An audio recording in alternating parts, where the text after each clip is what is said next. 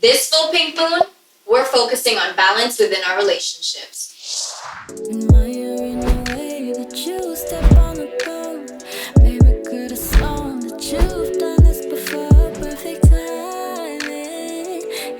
What's up, y'all? It's your girl Shai here to give you all the tea on tarot, spiritual health, and mental wealth, honey. This Tuesday, April 7th, is our first full moon of spring.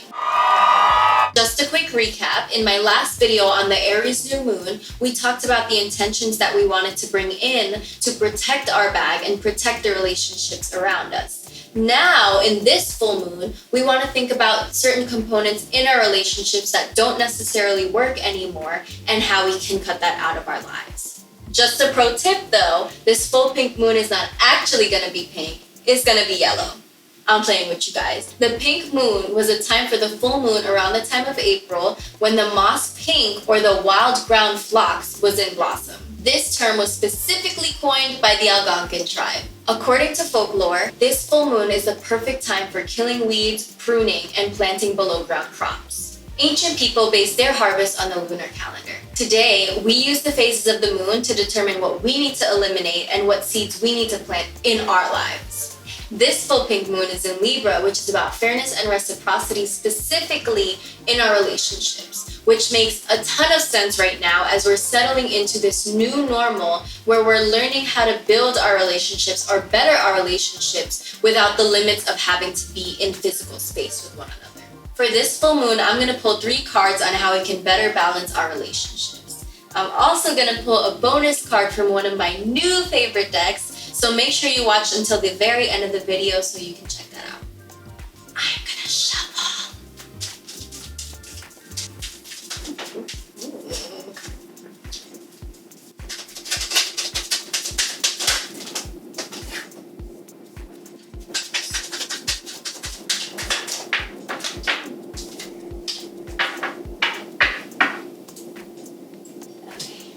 So the first key that we have is the 6 of Pentacles, which represents mutual respect and reciprocity within our relationships and our close friendships. So what the 6 of Pentacles for me represents during this full moon is check on your strong friends. There are some of us freelancers or creatives or people who have the luxury of working from home that we don't remember sometimes to check up on the people in our families who are in our close circles who are essential workers. You know, my mother's a nurse, my best friend is a teacher. We have other family members who maybe have to be out in the field, bus drivers, janitors, whatever the case may be. The important part is that we check up on them and make sure that they feel heard, to make sure that they feel seen and valued in these times where maybe not everybody's giving them the proper acknowledgement that they deserve.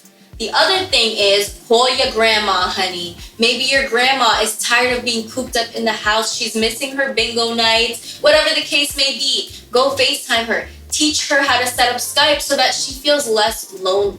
Right now, even though we're in isolation, we are building a sense of community, despite the fact that we need to be 6 feet apart from one another. We're, again, like I said in my last video, we're thinking of how to do things remotely and how to build better connections with one another without the limitations that maybe we've set upon ourselves before. Check on your strong friends, honey. The second key that we have is the 3 of Wands in reverse. Traditionally, the 3 of Wands upright is about seeing your ships coming in after all the hard work that you've put in. However, it being in reverse means that there is a blessing that's being blocked or that you're standing in your own way. With this full pink moon, the 3 of Wands in reverse for me means that every successful person has a team behind them. Oftentimes, we block our blessings by trying to achieve our dreams by ourselves. And sometimes we may be too prideful to even ask for help. What the 3 of Wands in reverse is showing us is don't be afraid to reach out to certain people who are maybe better equipped at certain things than you are. Also, don't be afraid to reach out to your friends in fear of, seeming like you're complaining too much or seeming like you're too emotional about a certain situation. maybe you need a second set of ears to really knock some sense into you. This is also another sign of reaching out to your ancestors or your spirit guides, understanding that there is a whole other realm that is not within our control. In this spiritual realm, they could help us in that sense as well. Overall, the Three of Wands reminds us that the characteristics of successful people is really knowing how to swallow that pill of pride and delegate those tasks. The third key that we have is the Knight of Cups. Now, the Knight of Cups could be somebody who's just very flirtatious. This is somebody who finds lightheartedness in their situation. And flirtatious doesn't even have to mean in regards to romance. It could just be somebody who's flirting with life, who's flirting with the situations that they're in. They're not trying to, they're not taking everything so seriously. The Knight of Cups, in regards to this full moon, is telling us to reframe the way that we network. Oftentimes, we like to think that networking is, hey Jim, do you want to go ahead and grab a cup of coffee and maybe we can talk about our businesses together and how we can help each other out? No. What this Knight of Cups is telling us is scratch that, honey. Call somebody, ask them how they're doing.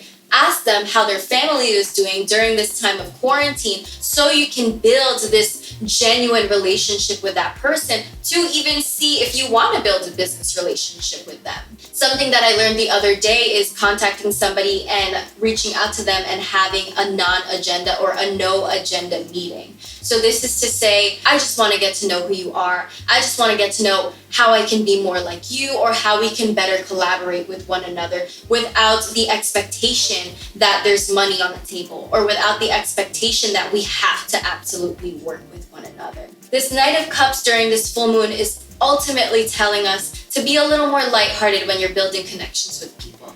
This is a sensitive time right now, but not just that. People want to see that genuinity radiating off of you. Before I get into my bonus card, if you like the tea that I'm spilling, go ahead and like and comment down below how you're going to apply these full moon practices into your personal life. If you love this video, subscribe and hit that bell button so you can get my freshly brewed tea every Friday at 12 p.m. Pacific. Alright guys, so we're going to pull our bonus card from the Universe Has Your Back deck by Gabrielle Bernstein, who is a boss-ass, by the way. So send me your energy, send it. What messages do we need to know for this full pink moon? So, true healing occurs when I give myself permission to feel whatever feelings live below the triggers. Damn, that's tense. Hold on. What our bonus card is telling us during this full pink moon is that because we are in isolation, it might be triggering our feelings of abandonment and rejection.